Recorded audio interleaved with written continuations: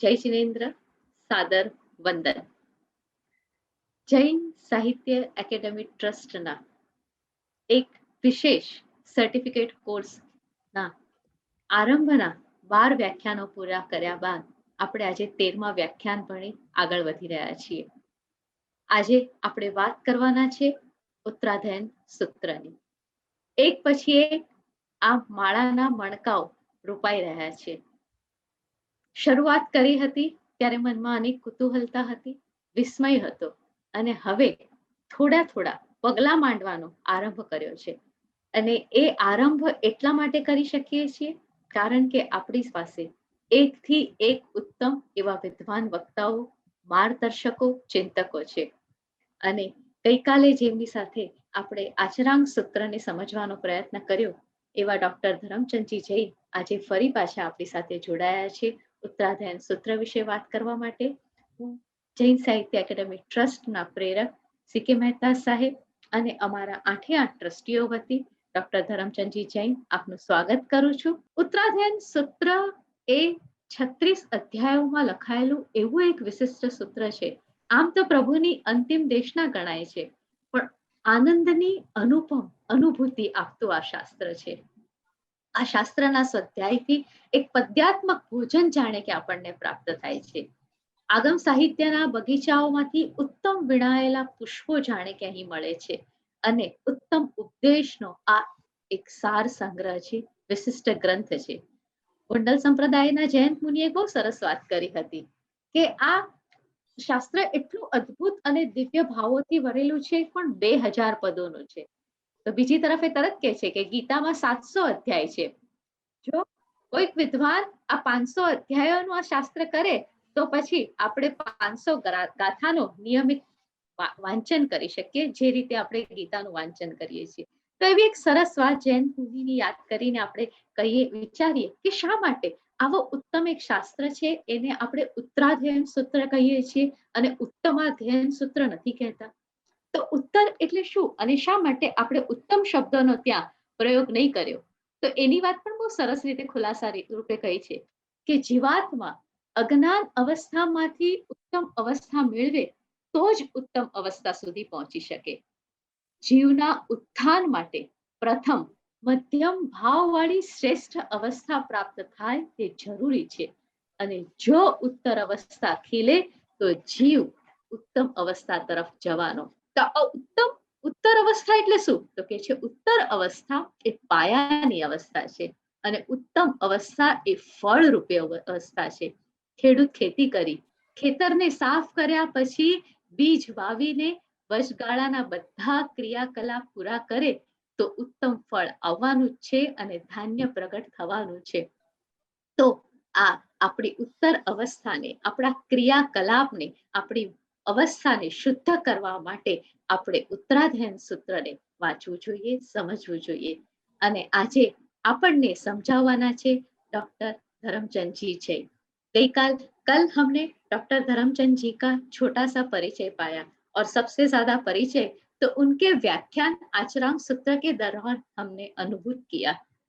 जैसे कि आप हम सब ने ऐसा, मैंने तो अनुभव खास करके इस बात का किया कि कितनी सारी बार उन्होंने ये आचरांग सूत्र पढ़ा होगा कि उसके शब्द, उसके भाव उनके मन में से इस तरह प्रकट हो रहे थे और कहीं भी उनकी वाणी में कहीं कोई स्खलन नहीं आ रहा था. तो कैसा वो दिव्य तेज उनके अंदर, ज्ञान का दिव्य तेज है. ऐसे डॉक्टर धर्मचंद जी जैन तो काफी व्यस्त भी रहते हैं. कल उनकी एकेडमिक उपलब्धियों के बारे में जब बात कर रही थी, और फिर मुझे याद आया अपना एक अंगत प्रसंग, जबकि मैं उनको एक बार पालीताना के एक कॉन्फ्रेंस में मिली थी. इतने साहसिक, इतने शांत, वहां वो एज ए स्कॉलर आए थे और एक छोटी सी चेयर पे बैठकर बस बड़े ध्यान से व्याख्यान सुन रहे थे. कोई भी बात कर लेता है तो आकर उनसे बात करते थे, उनको बताते थे कि उनके व्याख्यान में क्या अच्छा लगा, और हर चीज में बड़ी कुतूहलता से रस लेकर वो बात करते थे. तो मुझे एक ऐसी अनुभूति हुई कि स्कॉलर कैसे होते हैं? स्कॉलर ऐसे होते हैं जो अपनी आंगली को लंबा करके दूसरों को अपनी ओर खींचते हैं और उनको भी अपने साथ आगे ले जाते हैं. कल भारती बहन और इला बहन, ये हमारे जो 2 ट्रस्टी है, उनसे भी बात कर रही थी, तो उन्होंने बहुत महत्वपूर्ण बात की कि हाथ लंबा, ગુજરાતીમાં કહું તો થોડુંક સરળ થઈ જશે કે હાથ લંબાવીને સાથે લઈ જવાની આ તો વાત છે। अरे हमारे सारे विद्वान वक्ता भी ऐसे ही है, जो अपना हाथ लंबा करके हमें कह रहे हैं कि आओ, मैं तुम्हें उस ज्ञान के तेज की ओर ले जाता हूँ। तुम अपनी शक्ति से जितना भी उसको खिला सको, जितने भी दैदीप्यमान हो सको, उसका वो तुम पर निर्भर है। डॉक्टर जैन अभी तो जिनवाणी सामायिक में लगे हैं और उनकी जिनवाणी मासिका का स्पेशल इश्यू आने वाला है, तो बहुत ही व्यस्त है। किंतु जब उनको पता चला कि हमारा ये प्रोजेक्ट है, तो उन्होंने तुरंत ही इस बात का अपना निमंत्रण स्वीकार किया। आपकी पुस्तकें भी काफी प्रकाशित हुई है, खास करके बौद्ध प्रमाण मीमांसा को मैं यहाँ याद करूंगी कि बौद्ध प्रमाण मीमांसा की जैन दृष्टि से समीक्षा, बौद्ध दर्शन में प्रमाण मीमांसा, चिंतन के आयाम, जैन धर्म दर्शन एक अनुशीलन, ऐसी 25 से अधिक पुस्तकें हमें उनसे प्राप्त हुई है। आज हमारे एक ऐसे जैन आप है जो संस्कृत, प्राकृत एवं साहित्य के भारतीय दर्शन के मर्मज्ञ अध्येता है। आप हांगकांग, लंदन, नेपाल, न्यूयॉर्क, इसकी कई सारी आपने एकेडमिक यात्राएं भी की है और उसकी वजह से आपको काफी सारे पुरस्कार भी प्राप्त हुए हैं। डॉक्टर जैन को राजस्थान संस्कृत अकादमी से अंबिका दत्त व्यास पुरस्कार प्राप्त हुआ 1991 में। उसके बाद युवा प्रतिभा शोध सम्मान प्राप्त हुआ 1994 में, चंपालाल सांड स्मृति पुरस्कार 1997 में, आचार्य हस्ती स्मृति सम्मान 2001 में, करुणा लेखक वक्ता प्रचारक पुरस्कार 2014 में, राम रतन कोचर स्मृति सम्मान 2015 में, पंडित गिरधर शर्मा चतुर्वेदी दर्शन सम्मान 2014 से 2015 का और हेमचंद्राचार्य साहित्य सम्मान 2015, भैरोदान सेठिया विद्युत सम्मान 2015, जैन सेवा रत्न सम्मान 2016, संस्कृत विद्युत सम्मान 2016, 27वां महाकवि आचार्य ज्ञान सागर सम्मान 2016, ऐसे कई सारे सम्मान जिन्होंने प्राप्त किए हैं अपनी एकेडमिक विद्वता से, ऐसे डॉक्टर धर्मचंद जी जैन आज हमारे साथ वापस जुड़े हैं और आज हमें वो बताएंगे उत्तराध्ययन सूत्र के बारे में। सर, आपका सादर अभिवादन करती हूँ, आपको आमंत्रित करती हूँ और आज आप हमें उत्तराध्ययन सूत्र के बारे में बताइए। डॉक्टर धर्मचंद जी जय। धम्मो मंगल मुक्तिठम अहिंसा संयमो तवो देवावितं नमन्सन्ति जस्य धम्मे संयमणो। नमो जिनाणम जिय भयाणम। जैन साहित्य एकेडमी ट्रस्ट के माध्यम से ये बहुत ही पवित्र कार्य प्रारंभ किया गया है, जिसमें शताधिक लोग जुड़े हैं। जैन धर्म दर्शन, जैन साहित्य के सर्टिफिकेट कोर्स को पूर्ण करने के लिए मैं उन सब का अभिनंदन करता हूं और इसके योजना बनाने वाले आयोजकों, जिनमें सेजल बैन हैं, अभय दोषी हैं और भी जो इससे जुड़े हैं, मुझे ज्ञात नहीं, उन सब का भी मैं अभिवादन करता हूं। और ये आज द्वितीय अवसर है जब आपके साथ मिलने का मुझे मौका मिला है उत्तराध्ययन सूत्र पर बात करने का। आप उत्तराध्ययन सूत्र के संबंध में कुछ जानते भी होंगे। ये मूल सूत्रों की गणना में आता है। दो परंपराएं हैं श्वेतांबरों की भी। मूर्ति पूजक परंपरा में 6 मूल सूत्र माने जाते हैं और जो स्थानकवासी परंपरा है वो 4 मूल सूत्र मानती है, लेकिन उत्तराध्ययन सूत्र को दोनों ही परंपराएं मूल सूत्र में स्वीकार करती हैं। तो ये इतना महत्वपूर्ण सूत्र है, इसका नाम मूल सूत्र कहा गया। प्राकृत में इसे उत्तराध्ययन कहते हैं और संस्कृत हिंदी में उत्तराध्ययन सूत्र कहते हैं। ये कहा जाता है कि भगवान महावीर का जब निर्वाण हुआ तब उन्होंने 2 दिन तक लगातार इस उत्तराध्ययन सूत्र के 36 अध्ययन फरमाए थे। वह संकलित जो 36 अध्ययन हैं वो आज हमारे समक्ष विद्यमान हैं। अगर जैन दर्शन को संपूर्ण रूप से जानना हो, एक ही आगम में जानना हो, तो उसके लिए उत्तराध्ययन सूत्र एकदम उपयुक्त आगम है। हमने उमा स्वातिकृत तत्वार सूत्र पढ़ा होगा। तत्वार सूत्र के 10 अध्ययनों में जैन दर्शन संक्षेप में आ जाता है, जिसमें तत्व मीमांसा भी है, ज्ञान मीमांसा भी है और आचार मीमांसा भी है। उसी तरह से यदि बात की जाए उत्तराध्ययन सूत्र की, तो संक्षेप में इसमें भी संपूर्ण जैन दर्शन आ जाता है। इसमें तत्व मीमांसा भी है, ज्ञान मीमांसा भी है, आचार मीमांसा भी है। और यही नहीं, जब इस जैन आगम को अनुयोगों में विभक्त किया गया, जिनमें धर्म कथान योग, द्रव्यान योग, चरणान योग, गणितान योग है, इनका भी समावेश उत्तराध्ययन सूत्र में होता है। मुख्य रूप से धर्म कथान योग के कई सारे अध्ययन हैं, जिनमें कथाओं को आधार बनाकर, उनकी घटनाओं को, प्रसंगों को आधार बना करके उद्बोध दिया गया है। इसी तरह से इसमें द्रव्यान योग का भी विवेचन है, क्योंकि षड द्रव्यों का इसमें प्रतिपादन हुआ है और 9 तत्वों का प्रतिपादन हुआ है, और भी बहुत सारे तात्विक विषय हैं उनका इसमें निरूपण हुआ है। इसी तरह से इसमें चरणान योग का जो आचरण से संबंधित है, उनका भी भूरिशः खूब प्रयोग हुआ है। इस तरह ये आगम अपने आप में बड़ा महत्वपूर्ण आगम है। गणितान योग का इतना प्रयोग नहीं है, लेकिन कुछ कुछ गणनाएं तो इसमें भी आती हैं। जब जीव के बारे में विवेचन आता है, उनकी स्थिति के बारे में विवेचन आता है, तो वहां कहीं कहीं हम गणित का प्रयोग प्राप्त करते हैं। 36वें अध्ययन में विशेष रूप से हुआ है। तो इस रूप में ये चारों अनुयोगों का समन्वय है और जैन दर्शन को समझने के लिए उपयुक्त शास्त्र है। कुछ आचार्य तो इसको भगवत गीता की तरह मानते हैं कि जैसे भगवत गीता है, वैसे यहाँ उत्तराध्ययन सूत्र है, क्योंकि इसमें हम सभी प्रकार के विषयों का साक्षात्कार करते हैं। उत्तराध्ययन सूत्र का जो प्रारंभ हुआ है वो विनय से हुआ, क्योंकि ज्ञान सीखने में सबसे पहला जो आधार बनता है वो विनय है। विनय गुण जिसमें होगा वो ज्ञानार्जन कर पाएगा। जिसमें विनय नहीं है वो ज्ञान की प्राप्ति नहीं कर सकता। ज्ञान की प्राप्ति का ये सबसे बड़ा माध्यम है कि हम अहंकार रहित हो जाए और विनय हमारे में हो। जब अहंकार होता है तो वो ज्ञान में बाधक बनता है। ये कहा भी गया है 11वें अध्ययन में, थम्बा कुहा पमायणम रोगेण आलस्येण, यानी अहंकार, क्रोध, प्रमाद, रोग और आलस्य, ये 5 ऐसे कारण हैं जो हमारे को ज्ञान प्राप्ति में बाधक बनते हैं। तो इन 5 कारणों का निवारण करने पर ही हम सम्यक रूप में ज्ञान प्राप्त कर सकते हैं। ज्ञान प्राप्ति के लिए सबसे बड़ा साधन है विनय।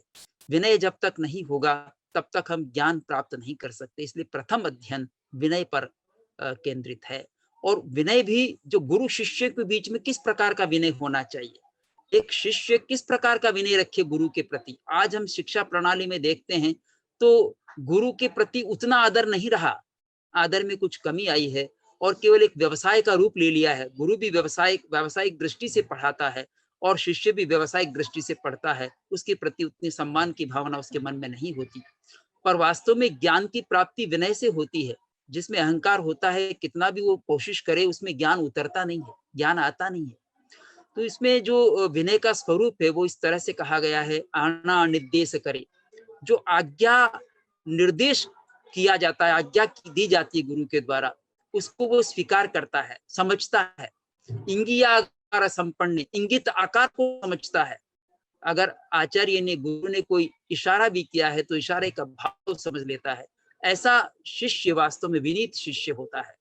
और इस प्रकार का जो आचरण नहीं करता है वो अविनीत शिष्य कहलाता है। बहुत सारे लक्षण उसमें विनीत शिष्य के दिए हैं। एक बात ये भी कही है कि नच्चा नमई मेधावी, जो नमन करता है वो मेधावी होता है। नमन करने वाला व्यक्ति ही आगे बढ़ पाता है, उसी में मेधा का विकास होता है।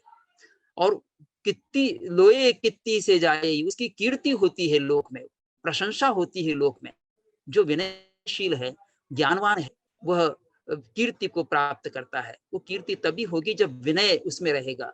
कई बार हमारे में थोड़ा भी ज्ञान होता है तो हम अहंकार में आ जाते हैं और अहंकार में आकर अपने ज्ञान के द्वार को बंद कर देते हैं। अहंकारी के पास लोग जाना नहीं चाहते। इसलिए विनय की बात पहले कही। जिसमें विनय होगा उसी में ज्ञान आएगा। दूसरा जो अध्ययन है परिशः जय का अध्ययन है। साधु के लिए 22 परिशहों का प्रतिपादन हुआ है जैन आगमों में।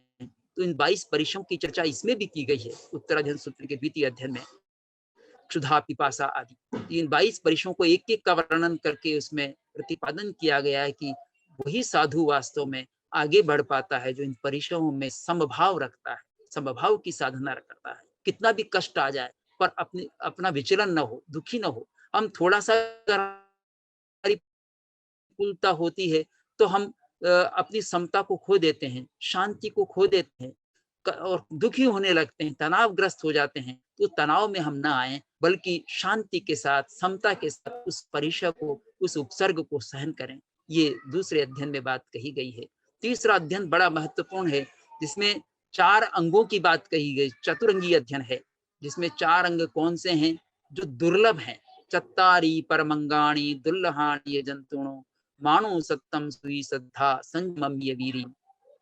एक तो मनुष्य का जन्म होना दुर्लभ है, फिर धर्म का श्रवण प्राप्त होना दुर्लभ है, और फिर धर्म श्रवण पर श्रद्धा होना दुर्लभ है, और धर्म श्रवण पर श्रद्धा भी हो जाए तो पर संयम में पराक्रम करना दुर्लभ है। ये 4 दुर्लभ अंग बताए गए हैं तीसरे अध्ययन में। तो चत्तारी परमंगाणी, 4 परम अंग हैं। तो इन 4 अंगों पर हमको गौर करना चाहिए। मनुष्य जन्म हमको मिला है, मनुष्य जन्म के साथ हमको धर्म श्रवण का भी अवसर प्राप्त हुआ है, पर धर्म श्रवण करने के साथ उस पर श्रद्धा हो। श्रद्धा होना बड़ा कठिन है। श्रद्धा परम दुर्लभ, श्रद्धा परम दुर्लभ होती है, और उसके दुर्लभ सम्यक्त्व, उसमें सम्यक्त्व के साथ में संयम में पराक्रम अत्यंत दुर्लभ है। तो एक से एक बड़ी दुर्लभता इसमें है। मनुष्य जन्म तो करोड़ प्राप्त होता है, पर करोड़ों को प्राप्त होने के बाद में भी धर्म का श्रवण हर एक को नहीं मिलता। धर्म श्रवण होने के पश्चात भी उस पर श्रद्धा नहीं होती, और श्रद्धा होने के हो भी जाए तो संयम में पराक्रम कठिन लगता। फिर इसमें उत्तराध्ययन सूत्र में इतनी आत्माओं का वर्णन है जिन्होंने संयम में पराक्रम किया है, संयम में आगे बढ़े हैं, चाहे वो आज परिवार से रहे हों, चाहे वो अनाथी मुनि हो, चाहे संयति राजा हो, या भृगु पुरोहित हो, या भृगु पुरोहित राज्य में जो इशुकार राजा हो, इन सब ने, और चाहे चक्रवर्ती हो, भरत आदि सगर आदि चक्रवर्ती हो, उन सब ने राज्य को छोड़कर, राज्य को ठुकरा कर और सुख भोगों को ठुकरा कर प्रवर्ज्य अंगीकार की, परिश्रम को सहन किया, विनय को अपनाया, 5 महाव्रत, 5 समिति, 3 गुप्तिक पालन किया। तो ये हमको वैराग्य का पाठ पढ़ता है। उत्तराध्ययन सूत्र हमको वैराग्य की ओर ले जाता है। इसमें 4 अंगों के माध्यम से वैराग्य की बात प्रमुख रूप से उभारी गई है, और ये कहा गया है कि जो कामनाओं में गृद्ध है, कामे सुगिद्धा निचयम करेंती, जैसे वहां कहा गया था, यहाँ भी कामा अनुगिद्धा, जो काम में अनुगिद्ध गृद्ध रहते हैं वह दुख को उत्पन्न करते हैं, दुख उससे उत्पन्न होता है। जो चौथा अध्ययन है, चौथा अध्ययन असंस्कृत नाम से कहा गया है। असंस्कृत नाम से कहे गए में इसमें कहा गया है जो आपने काम किया है तो फल भोगना पड़ेगा। कड़ाण कम्बाण मोक्षथि, जो किए हैं कर्म उनका फल भोगना पड़ेगा। अशुभ कर्म किए तो उनका फल भोगना पड़ेगा, और शुभ कर्म किए तो उनका फल भी आपको प्राप्त होगा। पर अच्छे कर्म किए हैं तो मनुष्य भव की प्राप्ति होती है, हमको अच्छे अवसर प्राप्त होते हैं, अच्छी अनुकूलता प्राप्त होती है, धर्म श्रवण की अनुकूलता प्राप्त होती है, फल है शुभ कार्यों का, शुभ कर्मों का फल है। अशुभ कर्मों से हमको ये भी नहीं मिलता है, इसलिए अशुभ कर्मों की अपेक्षा शुभ कर्म का अर्जन उचित है। और शुभ कर्म प्राप्त होने पर भी कर्मक्षय की प्रति दृष्टि होना यह और अधिक उचित है। 5वां अध्ययन जो है वो अकाम मरण का अध्ययन या मरण से संबंधित है। इसमें काम मरण और अकाम मरण की बात की गई है। हम जो बाल जीव हैं, अज्ञानी जीव हैं, उनका अकाम मरण होता है, और जो ज्ञानी पुरुष हैं उनका पंडित मरण होता है, सकाम मरण होता है। पंडितों का सकाम मरण यानी जिनको ने अपनी इच्छा पूर्वक मरण को स्वीकार किया है, सकाम मरण के नाम से। और जो ऐसी ही सहज मृत्यु जिनकी आ जाती हो, अकाम मरण उसको कहा गया है। इस तरह से छठे अध्ययन में क्षुल्लक निर्ग्रंथी अध्ययन है। क्षुल्लक निर्ग्रंथी अध्ययन में भी निर्ग्रंथ कैसा होना चाहिए उसके बारे में निरूपण किया गया है। एक वहां महत्वपूर्ण बात की गई है कि दुख हमको क्यों होता है। तो कहा है दुख का कारण क्या है? अविद्या कारण है, अविद्या संभवा। दुख जो है अविद्या से उत्पन्न होते हैं। जावंत विद्या पुरुषा, जावंत परिजा अविद्या पुरुषा सभ्य ते दुख संभवा, जितने भी संसार में अविद्यावान पुरुष हैं उन सबके दुख उत्पन्न होता है। इसलिए अविद्या का त्याग करके हमको ज्ञान की उपासना करनी चाहिए, और ज्ञान की उपासना विनय से होती है। ज्ञान की उपासना होगी तो हमारा जीवन जो है वो सही रास्ते पर जा सकेगा। अगर हम विचार करें तो उत्तराध्ययन सूत्र में कोई ऐसा विषय नहीं छूटा जिसकी चर्चा नहीं हुई हो। देखिए, षड द्रव्यों की चर्चा इसमें है 28वें अध्ययन में।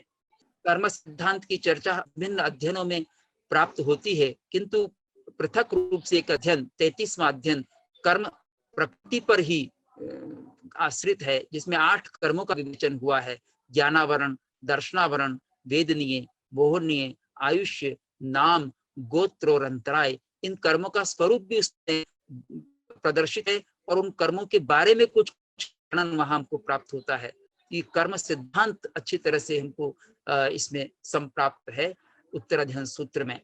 और भी कोई चर्चा जो जैन दर्शन की हो सकती है, चाहे वो लेश्या की बात हो, षड लेश्याएं हैं, षड लेश्याओं का वर्णन भी उत्तराध्ययन सूत्र में हुआ है। 34वां अध्ययन उसके लिए पठनीय है। इसमें 6 लेश्याओं के बारे में, उनका स्वभाव कैसे होता है, कृष्ण लेश्या वाले का स्वभाव कैसा होता है, नील लेश्या वाले का स्वभाव कैसा होता है। तो षड लेश्याओं का विवेचन भी हमको उत्तराध्ययन सूत्र में प्राप्त होता है।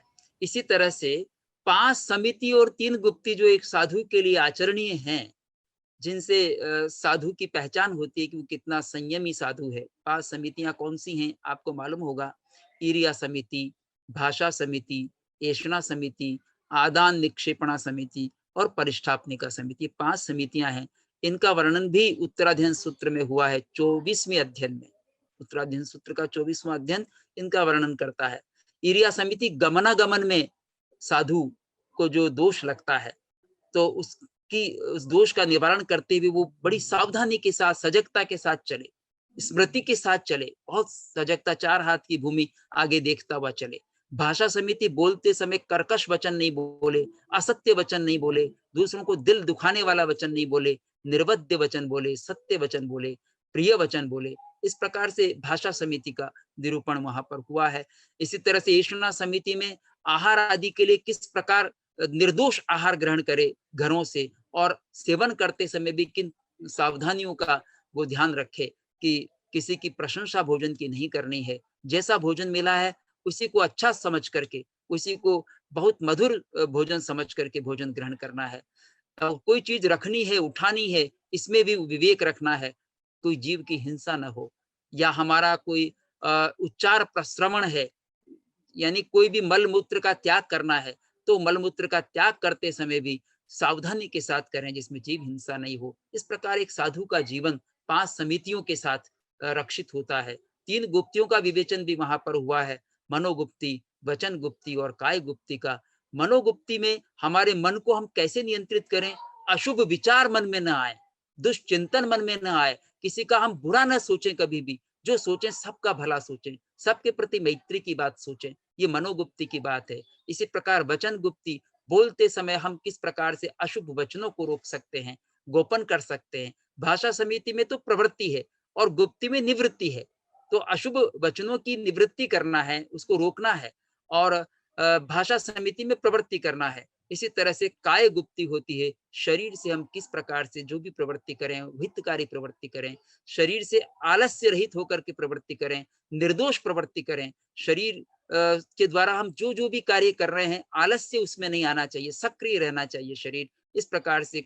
और काय गुप्ती में हम ब्रह्मचर्य का भी पालन करेंगे, या ऐसे भी कार्य करेंगे जिससे किसी को, मेरे शरीर के द्वारा किसी की हानि न हो। इस प्रकार से 5 समिति 3 गुप्ती का विवेचन हमको 24वें अध्ययन में प्राप्त होता है। तो सब जो भी जैन सिद्धांत के संबंध में मुख्य बातें हैं, वो सारी मुख्य बातें हमको तत्वार्थ सूत्र में प्राप्त हो जाती है, इसे उत्तराध्ययन सूत्र में प्राप्त हो जाती है। इसलिए उत्तराध्ययन सूत्र पूरी तरह पठनीय आगम है। इसमें जब 6ठे अध्ययन तक हमने बात की, 7वां अध्ययन उरभ्रिय, इस उरभ्रिय एक कथानक लेकर के बात की जा रही है कि इस संसार में जो सुख भोग रहा है, वो सुख कब उसका छिन जाएगा ज्ञात नहीं, कब वह उस सुख से रहित हो जाएगा ज्ञात नहीं। जैसे एक उरभ्र यानी एक मेमना होता है, भेड़ का जो बच्चा होता है उसको उरभ्र कहते हैं। तो एक धनिक व्यक्ति के पास एक मेमना था, एक गाय थी और बछड़ा था। ये 3 प्राणियों का वो पालन करता था। मेमने को वो हरा घास देता था, स्निग्ध भोजन देता था, अच्छा अच्छा उसको खिलाता था, और गाय को रूखा चारा डालता था, बछड़े को भी रूखा चारा घास आदि डालता था। तो बछड़े ने अपनी माँ से पूछा कि ये बड़ा भेदभाव करता है हमारा मालिक, मेमने को तो इतना अच्छा भोजन कराता है और हमको सूखा सूखा भोजन डालता है, आपको रूखा सूखा भोजन कराता है, मुझे भी इसी तरह से भोजन कराता है। तो गाय बोली कि किसी दिन एक दिन देखना इसका क्या परिणाम होता है। और एक दिन उसके घर में मेहमान आते हैं, और मेहमान आते हैं तो उस मेमने पर छुरी चला देता है और उस मेमने का मांस उन मेहमानों को खिलाया जाता है। इसी तरह से जो कामासक्त लोग हैं, जो भोगी लोग हैं, वो भोग का परिणाम अच्छा नहीं होता। ये औरभ्री अध्ययन यह कहता है कि जो भोगों में आसक्त रहता है, भोगों में आसक्त व्यक्ति कभी सुख का अनुभव नहीं कर सकता, अंत में उसको दुख या भोग उसका परिणाम दुख के रूप में भोगना पड़ता है। ये औरभ्री अध्ययन कहता है। इसी तरह से कापिली अध्ययन है 8वां, उसमें कपिल ऋषि का वर्णन है और विशेष रूप से कथानक उसमें आया है, चोर का वर्णन, कपिल चोर जो जिसका प्रेम हो जाता है, एक वेश्या के साथ में प्रेम हो जाता है, एक दासी के साथ में प्रेम हो जाता है, दासी के साथ में प्रेम होता है और दासी से वो विवाह करना चाहता है। तो विवाह करने के लिए वो प्रस्ताव रखती है कि मेरे को कुछ सोने का उपहार आप दीजिएगा।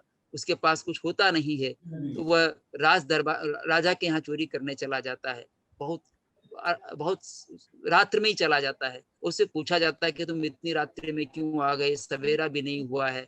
तो सबसे पहले वो पहुंचना चाहता था वहां। राजा ने जब उसको कहा तो उसने अपनी सच्चाई बयां कर दी और उसको कहा जो भी तुम इच्छा हो मांग लो।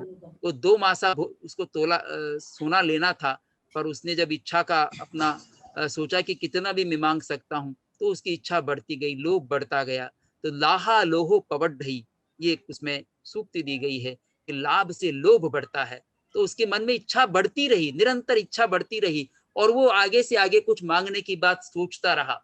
वह करोड़ों का जो है कारशापण मांगने की इच्छा करने लगा। अंत में उसे विचार आया कि ये तो लाभ से लोभ बढ़ता है, मुझे इस प्रकार से लोभ से आविष्ट नहीं होना चाहिए। और उसने अंत में अपना लोभ का त्याग किया और ये विचार कर लिया कि मुझे इस कुछ भी नहीं लेना है। और अंत में वैराग्य उसको आ गया और वैराग्य लेकर के दीक्षा वो ग्रहण करता है, प्रवृत्ति अंगीकार करता है और अपने साधना से मुक्ति को प्राप्त करता है। तो इस तरह से नमी प्रवर्ज्या का अध्ययन है 9वां अध्ययन। नमी प्रवर्ज्या जो मिथिला का राजा है, नमी राजर्षि, उसका भी कथानक है। वो धर्म कथानक हम इनको रख सकते हैं। तो उसका कथानक है कि वो दाह ज्वर हो जाता है उनको और दाह ज्वर में किसी तरह से शांति नहीं होती, वैद्य कितनी भी चिकित्सा करते हैं पर कोई आराम नहीं मिलता। तो रानियां फिर उनके लिए चंदन घिसती है, चंदन का लेप उनके शरीर पर करने के लिए, ताकि दाह का अनुभव न हो। रानियां जब चंदन घिस रही होती है तो उनकी जो हाथ की चूड़ियां हैं वो बजती हैं।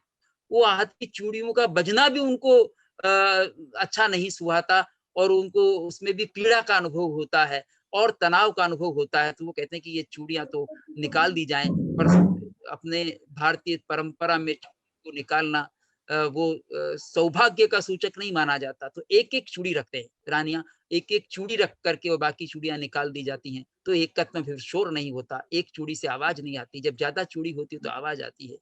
बस इसी विचार से उनको एकत्व अनुप्रेक्षा होती हो और वो विचार करते हैं कि एकत्व ही जो है रहने में शांति है। वो विचार कर लेते हैं कि मेरा अगर दाह ज्वर ठीक हो जाता है तो मैं प्रातः काल ही प्रव्रज्याङ्गीकार कर लूंगा और प्रव्रज्याङ्गीकार कर लेते हैं। उनको बहुत समझाया जाता है। एक ब्राह्मण के वेश में एक इंद्र आता है, इंद्र ब्राह्मण का वेश धारण करके समझाता है और बहुत सारी बातें कहता है कि आप क्यों चले गए, आपको अभी भोग भोगना चाहिए, आपको भी मिथिला नगरी के लिए कुछ और प्रासाद बनाना चाहिए, अपने पीछे जो पुत्र आदि हैं या जो परिवार के लोग हैं उनके लिए अपनी सुविधाएं जुटा करके जाना चाहिए। लेकिन उन सबको संतुष्ट करते हैं नमी राजर्षि कि मुझे कुछ नहीं चाहिए और मेरी कोई अभिलाषा नहीं है। और ये सब तो संसार में चलता रहता है। जैसे एक उसको चैत्य का वृक्ष का नाम देते हैं। जैसे एक वृक्ष होता है, वृक्ष पर कई सारे पक्षी बैठते हैं और वृक्ष ही अगर जल जाए या समाप्त हो जाए तो पक्षी कहाँ बैठेंगे। राजा वृक्ष के समान है उस मिथिला के लिए। तो वृक्ष ही उजड़ गया हो मानो नामी राजर्षि के जाने से। तो इस प्रकार का रूपक एक वहां पर दिया जाता है। नमी राजर्षि कहते हैं कि भाई ये जो पक्षी हैं ये पक्षी भले ही मेरे आश्रित बैठे हों, लेकिन किसी दूसरे वृक्ष पर बैठेंगे, कुछ और करेंगे, ये तो आश्रय बदलता रहता है और उसके निमित्त से मुझे इस संसार में, इस दुख के दावानल में मुझे नहीं रहना है। वो कह रहे हैं मिथिला जल रही है आपके चले जाने से, तो कहते हैं महिला है डज्जमाणी है, न में किंचित डज्जई, मिथिला जल रही है लेकिन मेरा कुछ नहीं जलता है। क्यों नहीं जलता? क्योंकि उसकी आसक्ति छूट जाती है। जहाँ आसक्ति है वहाँ दुख होता है, जहाँ आसक्ति नहीं वहाँ दुख नहीं होता। इस प्रकार से नमी प्रवर्ज्य अध्ययन में बहुत सारे प्रश्नोत्तर होते हैं। 10वां अध्ययन ध्रुम पत्रक अध्ययन है। ध्रुम पत्रक अध्ययन में एक ध्रुम कहते हैं पत्ता पक जाता है तो नीचे झड़ जाता है, गिर जाता है। तो इसमें ये बताया विनश्वर है जीवन, जहाँ कुछ ओस बिंदु, जैसे कुशाग्र पर ओस की बूंद होती है, ओस की बूंद कब गिर जाएगी कुछ के अग्रभाग से कोई भरोसा नहीं है, कब समाप्त हो जाए, कब चला जाए ये जीवन, कब नश्वर जीवन है।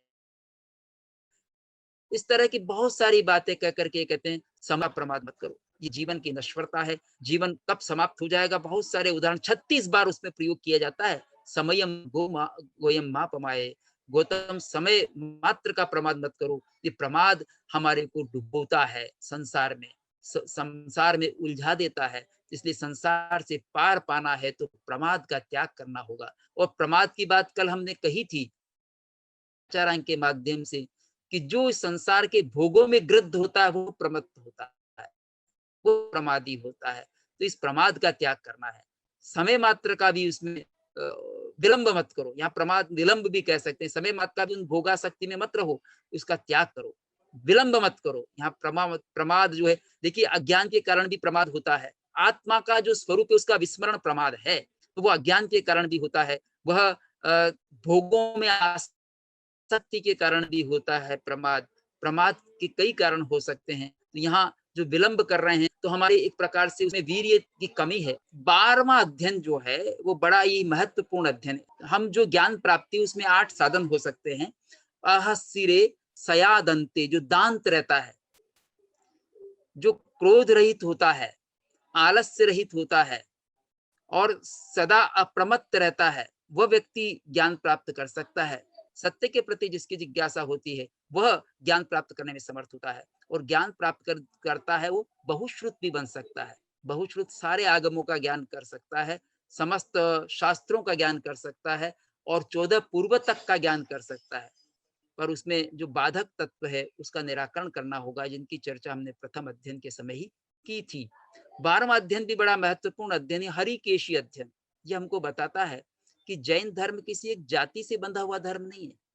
जैन धर्म सभी जाति, सभी वर्णों के लिए उसके द्वार खुले हैं। चाहे ब्राह्मण हो, क्षत्रिय हो, वैश्य हो, शूद्र हो, कोई भी वर्ण का हो और किसी भी जाति का हो, वह जैन परंपरा में प्रवर्जित हो सकता है।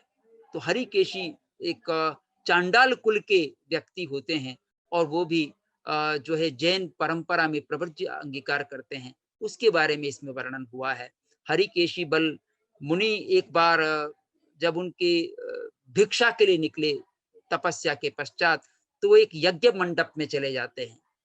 सोमदेव का यज्ञ मंडप होता है, उस यज्ञ मंडप में चले जाते हैं। उनको वहां पर भिक्षा नहीं दी जाती, उनका अपमान किया जाता है और कहते हैं कि आपके लिए यहाँ पर भोजन नहीं है, ये केवल ब्राह्मणों के लिए है, जो यज्ञ में शामिल हुए उनके लिए भोजन है, आपका भोजन यहाँ पर नहीं होगा, आपको भिक्षा यहाँ नहीं मिलेगी। लेकिन वो हरिकेशी मुनि इसकी कोई प्रतिक्रिया नहीं करते और वहां से चलने लगते हैं। पर चलने क्या लगते हैं, उसको उनका बड़ा अपमान किया जाता है। उनके जो शिष्य हैं, सोमदेव के वो शिष्य आते हैं, उनको धक्का देते हैं, मारते हैं, पीटते हैं। लेकिन उसी समय एक यक्ष वहां वृक्ष पर रहता है। वो यक्ष उनको असलियत बताता है कि ये एक अच्छे मुनि हैं और ये प्रभावशाली मुनि हैं और इसलिए इनको तुम मारो पीटो नहीं। और उन पर उनसे एक प्रेम रखने वाली एक राजकुमारी भी होती है भद्रा। वो भद्रा भी कहती है कि ये बड़े प्रभावशाली मुनि हैं। तो यक्ष जो है वो क्या करता है, उनकी तपस्या से, उनकी तपस्या का प्रभाव होता है। तपस्या का प्रभाव ये होता है कि वो जो शिष्य उनको मारने पीटने आए थे, वो बेहोश हो जाते हैं, गिर पड़ते हैं, बेहोश हो जाते हैं, उनके मुख से खून आने लगता है। तब वो घबरा जाते हैं, पुरोहित सोमदेव और उनके जो यज्ञ मंडप में जितने लोग थे वो घबरा जाते हैं कि क्या कर दिया, ये क्या हो गया। तो यक्ष बताता है, भद्रा बताती है कि ये सब आपने जो इनको भोजन नहीं दिया और इनका अपमान किया है, इसका परिणाम है। अब फिर वो जब कहते हैं उनको उनको विनय करते हैं कि नहीं आप इनको ठीक कीजिएगा, तो यहाँ एक बात कही गई है कि सखम खुदी सही तवो विशेष हो, न जाई विशेष कोई। साक्षात रूप से तप विशेष का प्रभाव होता है, जाति विशेष का प्रभाव नहीं होता। कोई अच्छी जाति का है उससे कोई प्रभाव नहीं होता, उसका संयम कैसा है, उसका तप कैसा है, तप का प्रभाव होता है। तप के प्रभाव का यहाँ पर निरूपण किया गया है। जब ये सब दृश्य होता है तो बाद में फिर कहा जाता है कि आप भिक्षा ले लीजिए, तो वो कहता है कि मैं भिक्षा इस प्रभाव से नहीं लूंगा कि आपने तप का और चमत्कार दिखा, इस प्रभाव से अगर आप भिक्षा दे रहे हो तो मैं भिक्षा नहीं ले सकता। भिक्षा तो मैं सहज रूप से मिलती तो लेता, अब मैं इस भिक्षा को ग्रहण नहीं करूंगा। इस तरह से एक रोचक प्रसंग है हरिकेश बल मुनि का, और उसमें तपस्या को बड़ा महत्व दिया गया है, और यह महत्व दिया गया है कि कोई भी व्यक्ति हो, किसी भी जाति वर्ण का हो, वो संयम ग्रहण कर सकता है, अपने जीवन को उन्नत बना सकता है। 13वां अध्ययन चित्त संभूति का अध्ययन है, जिसमें चित्त मुनि होते हैं और संभूत उनके पूर्व जन्म के साथी थे वो, जो यहाँ ब्रह्मदत्त चक्रवर्ती के रूप में होते हैं, उनमें संवाद होता है। और ब्रह्मदत्त चक्रवर्ती कहते हैं कि आप मुनि क्यों हो, आप काम भोग भोगिएगा, मैं आपको सब तरह की सुविधाएं प्रदान करूंगा। लेकिन चित्त संभूति उसमें आकर्षित नहीं होते, और वो कामनाओं वासनाओं को ठीक नहीं मानते, भोगों को ठीक नहीं मानते। उनको शिक्षा देते हैं ब्रह्मदत्त चक्रवर्ती को, लेकिन उनको समझ में नहीं आता है, उनको प्रवर्ज्य अंगीकार करने का मन नहीं होता है। तो उनको कहते हैं कि आप आर्य कर्म ही करो, आर्य धर्म करो। कल आर्य शब्द की बात आई थी, तो जो अच्छे कार्य हैं संसार में वो करो, अहिंसा का पालन करो। ये एक प्रकार से श्रावक धर्म हो सकता है, उसको आर्य धर्म वहां पर कह दिया। आर्य धर्म का आचरण करो, आप ये नहीं करते हो तो ये करो। तो अहिंसा का पालन करो, लोगों का भला करो, परोपकार करो, ये आर्य कर्म है। सत्य का प्रयोग करो, प्रवर्ज्य अंगीकार नहीं कर सकते हो तो आप ये तो कर सकते हो, भोग नहीं छोड़ सकते हो तो ये तो कर सकते हो। इस प्रकार से उनको शिक्षा दी जाती है आर्य कर्म करने की, ब्रह्मदत्त चक्रवर्ती को चित्त मुनि के द्वारा। 14वां अध्ययन जो ईशुकारी अध्ययन है, ईशुकारी अध्ययन में ईशुकार नामक ग्राम में, ईशुकार ग्राम नहीं राज्य में, वो एक नगर है ईशुकार, वो वहाँ राज्य है ईशुकार राजा का, उसके नाम पर ईशुकारी अध्ययन है। तो ईशुकार राजा की पत्नी होती है कमलावती रानी, और उसी नगरी में भृगु पुरोहित रहते हैं। भृगु पुरोहित उनकी पत्नी और 2 बच्चे रहते हैं। वो 2 बच्चे जो हैं वो उनको एक मुनि दिखाई पड़ते हैं, और पूर्व जन्म की स्मृति हो आती है, तो वो दीक्षा ग्रहण करना चाहते हैं। उनको बहुत समझाया जाता है अपने पिता के द्वारा, भृगु पुरोहित के द्वारा। पर भृगु पुरोहित के द्वारा लालच दिए जाने पर भी वो कहते हैं कि आप सब कुछ तो हमारे पास है, धन संपदा जिसके लिए धर्म किया जाता है वो सब कुछ हमारे पास है। लोग धर्म इसलिए भी करते हैं कि धन की प्राप्ति हो जाए, हमको सुख संपत्ति की प्राप्ति हो जाए, बाह्य कुशलता हमारी हो जाए, इसके लिए लोग धर्म करते हैं। तो वो सब कुछ हमारे पास है, तुम क्यों ये प्रवर्ज्य अंगीकार करना चाहते हो? तुम वेद को पढ़ो और यहीं आराम करो, यहीं सब प्रकार के भोग भोगो। लेकिन उनको सावधान करते हुए भृगु पुरोहित के दोनों पुत्र कहते हैं कि ये भोग तो हमने खूब पहले भी भोगे हैं, इन भोगों से तृप्ति होने वाली नहीं है। इनको कितना भी भोग लिया जाए, इनसे कभी मनुष्य तृप्त नहीं हो सकता। और धन अन्य से भी कभी कोई तृप्ति नहीं होती। वित्तेन ताणम न लभे पमत्ति, वित्त से भी कोई त्राण नहीं होता, रक्षा नहीं होती है। और वेद का भी हमने खूब पढ़ा है, वेया अहिया न भवंति ताणम, वेदों को पढ़ लो तो भी त्राण, उनसे भी रक्षा नहीं होती है, वो भी रक्षा नहीं कर सकते। वेद पढ़ना, वेद भी हमको नहीं बचा सकते। जब दुख आएगा तो कौन बचाएगा हमको, कोई बचा नहीं सकता। तो इस तरह से वो इशुकार राजा के राज्य में भृगु पुरोहित के दोनों पुत्र बहुत समझाते अपने पिता को, और पिता भी तैयार हो जाते कि मैं भी फिर संसार में रहकर क्या करूंगा, मैं भी दीक्षा अंगीकार करता हूँ। वो अपनी पत्नी से आज्ञा मांगते हैं तो पत्नी भी फिर तैयार हो जाती है दीक्षा के लिए। तो चारों प्राणी दीक्षा ग्रहण करते हैं। जब वो अपना सब राज छोड़ करके चले जाते हैं, घर बार जितनी संपत्ति थी उसको, तो राजा अपने अधीन करना चाहता है। तो रानी समझाती है, कमलावती कि वो तो उन्होंने छोड़ा है, वमन किया है, उसको आप क्यों ग्रहण करना चाहते हैं? और इस संसार में क्या पड़ा है? तो कमलावती के साथ राजा भी दीक्षित होता है, कमलावती भी दीक्षित होती है और छहों प्राणी इस प्रकार से दीक्षा ग्रहण कर लेते हैं। तो बड़ी रोचक इसमें वर्णन है और गाथाएं भी बड़ी महत्वपूर्ण हैं कि संसार में कितना भी किसी को दे दिया जाए, सारा जग दे दिया जाए, फिर भी उसको संतोष नहीं होता। सब्बम जगम जई तुभम तुभम सब्बम व सारा हो जाए तो भी हमको संतोष नहीं होता है। या ये भी ये नहीं, सुवर्ण रूपस्य उपव्यया भवे, स्वर्ण के पर्वत मिल जाए, स्वर्ण के पर्वत आ जाए तो इतना धन हो जाए तो भी हमको संतोष नहीं होता। एक धनपति करोड़ का मालिक है, अरबपति बनता है, अरबपति से भी और खरबपति बनना चाहता है, संसार में सबसे आगे उसका टॉप नाम लाना चाहता है, लेकिन क्या वो दुख मुक्त हो जाता है? दुख मुक्त तब भी नहीं होता। ये उत्तराध्ययन सूत्र उस समय इस बात को कह रहा है। दुख मुक्त तब होगा जब वो कामना रहित हो जाएगा, काम वासना रहित हो जाएगा। छंदम निरोहेण उवेई मोक्षम, ये उत्तराध्ययन सूत्र कहता है। छंद के निरोध से मोक्ष होता है। इच्छा का निरोध करो, कामना का निरोध करो, तब तुम मोक्ष को प्राप्त कर सकते हो, नहीं तो मोक्ष इससे प्राप्त नहीं होता। इस तरह से वहां पर इच्छा का निरोध और परिग्रह को भी वहां पर ठीक नहीं माना गया। परिग्रह की इच्छा हमेशा बढ़ती रहती। इच्छा हु आकाश समा अनंतिया, इच्छा तो आकाश के समान अनंत है, बढ़ती रहती है। एक इच्छा पूरी हुई दूसरी पैदा होती है, दूसरी पूरी हुई तीसरी इच्छा पैदा होती है, चौथी पूरी हुई पांचवी उत्पन्न होती है। इसलिए से इच्छा का क्रम चलता रहता है। जब तक ज्ञान व्यक्ति में उत्पन्न नहीं होता कि इच्छा सुख का माध्यम नहीं है। इच्छा करें तो हम इच्छा, एक तो सामान्य इच्छा, इच्छा दो दो तरह की हो सकती है। वैसे तो इच्छा का एक तो इच्छा जो है हमारे विकास के लिए हो, और एक इच्छा हो पतन के या भोगों के लिए इच्छा हो। और काम शब्द से इसको जब कहते हैं तो एक मदन काम होता है, एक इच्छा काम होता है। मदन काम का मतलब है काम वासना जो भोग भोगने की स्त्री पुरुष में होती है, उसको भी काम कहा है, उसको काम पुरुषार्थ में भी कहा गया है।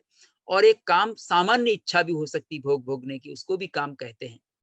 तो वो काम सत्कार्य सत इच्छा का अगर काम है, अपने विकास के लिए अगर इच्छा है, तो वो इच्छा तो ग्राह्य है।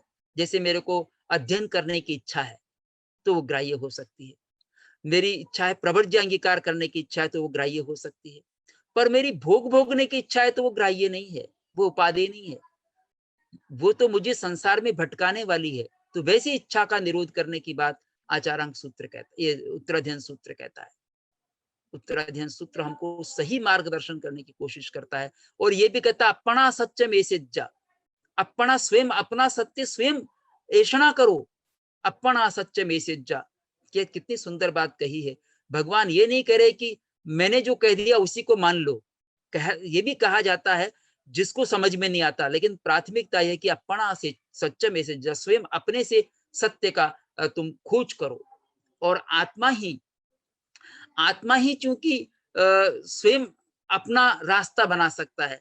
आत्मा को जब समझ में आएगा तभी ना वो आगे बढ़ेगा। तो सत्य का अन्वेषण जब करेगा, सत्य पर आस्था होगी, तब वो आगे बढ़ पाएगा।